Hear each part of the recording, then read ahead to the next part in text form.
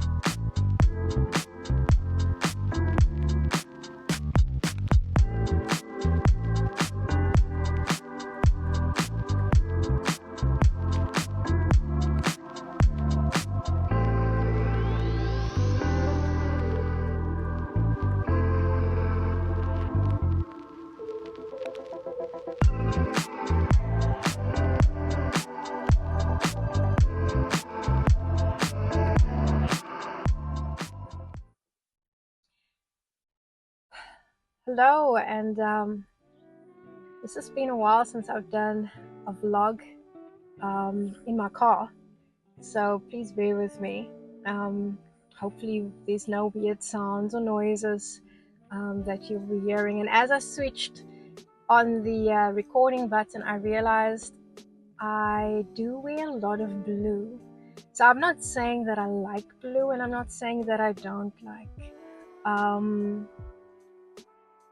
But yeah, there's just something about the color that calms my spirit. That side note aside, I just thought, let me do a quick vlog. I felt compelled to encourage someone out there.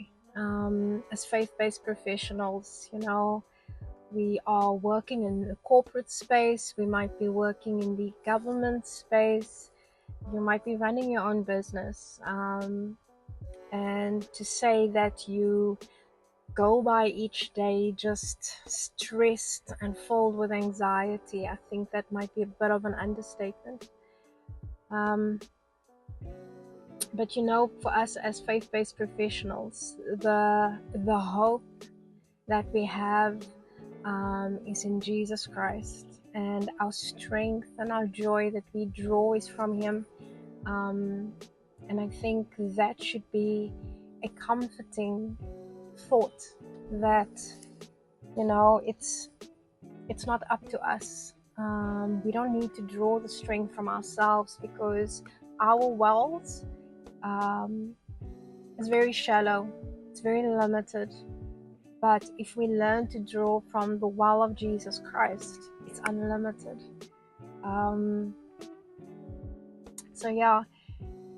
So with this vlog, I pretty much I think I'm going to entitle it Serve. And so of course I've got my trusty notes with me, because me and rabbit holes. But I also want to mention that as you watch this vlog, I'd encourage you to also have a look at another playlist that I have called Fruit of the Spirit in the Marketplace. I do believe that a lot of the nuances and the nuggets that I've taught on there in those coaching videos are also great reminders for us, just in terms of how to keep our mind and our headspace in the game,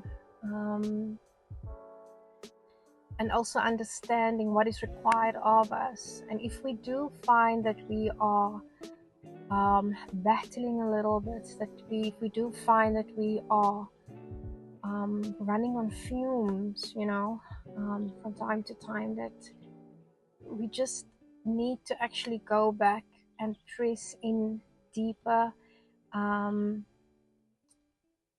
the presence with God, because that's where our source for everything is. So, serve. Are you feeling sad? The way to resolve that and to solve that is serving. Are you feeling heartbroken? Serve. Are you feeling rejected? Serve. Are you feeling unloved? Serve. Are you feeling lonely? Serve. Are you feeling depressed, down, low, fearful, anxiety? Serve. All these feelings that we feel turn our focus inward and onto ourselves. So the moment we do that, we remove our eyes from our source, Jesus Christ, and onto ourselves. And as I've said earlier on, Jesus is the one who is our rock. He's the source of our joy, our strength, everything that we need to just maintain a semblance of sanity day by day. When we are overcome by these feelings, these overwhelming feelings, it causes us to become self-reliant, because our carnal response is self-preservation. So what we tend to do is try and resolve and solve these spiritual issues in a carnal way. Remember that spiritual matters can only be resolved in a spiritual way and in collaboration and with the help of the Spirit of the Lord.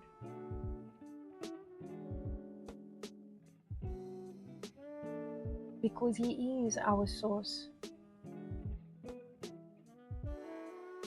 Because He is our source, our help is from Him. And if you need a reminder, I suggest you spend a little bit more time in Psalm 121.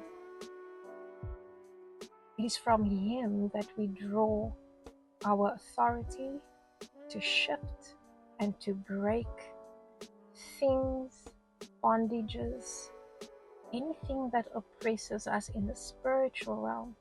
It is through Him that we are able to break all of that from us. So we cannot fight spiritual things, spiritual attacks, spiritual warfare with carnal ways and means.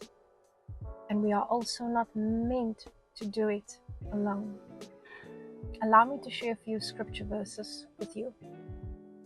Exodus 14 verses 13 to 14. And Moses said to the people, "Fear not, stand firm, and see the salvation of the Lord, which He will work for you today.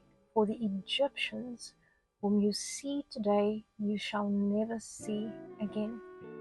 The Lord will fight for you, and you only have to be silent."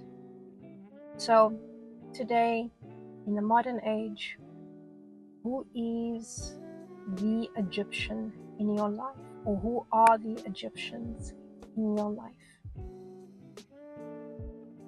Be able to recognize them, deliver them, and hand them over to the Lord, and see Him fight for you. Joshua 1:9, one of my favorite scriptures.